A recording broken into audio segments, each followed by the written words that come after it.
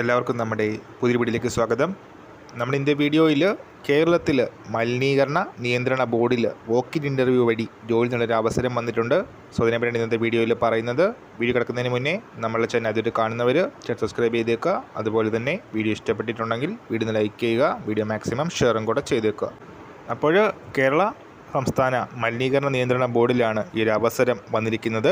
www.kspcb.kerala.gov.in ഇതാണ് website വരുന്നത്. മലിനീകരണ നിയന്ത്രണ ബോർഡിൻ്റെ ഇടുക്കി ജില്ലാ കാര്യാലയത്തിലേക്കാണ് വേക്കൻസീസ് വന്നിരിക്കുന്നത്. 28 വയസ്സാണ് ഏജ് ലിമിറ്റ്. 1 വർഷത്തേക്കുള്ള നിയമനമാണ് ലഭിക്കുന്നത്. സ്റ്റൈപ്പൻഡ് ലഭിക്കുന്നത് 10,000 രൂപ പ്രതിമാസമാണ്.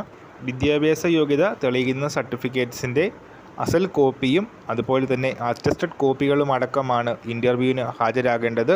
ജൂലൈ 16-ാം തീയതി രാവിലെ 10:30 ഇൻ്റർവ്യൂ നടക്കുന്നത്. കെമിസ്ട്രി, മൈക്രോബയോളജി, എൻവയോൺമെൻറ്റൽ സയൻസ് ഈ ഏതെങ്കിലും വിഷയത്തിൽ MSc ഉള്ളവർക്ക് ഈ ഇൻ്റർവ്യൂവിൽ പങ്കെടുക്കാൻ സാധിക്കുന്നതാണ്.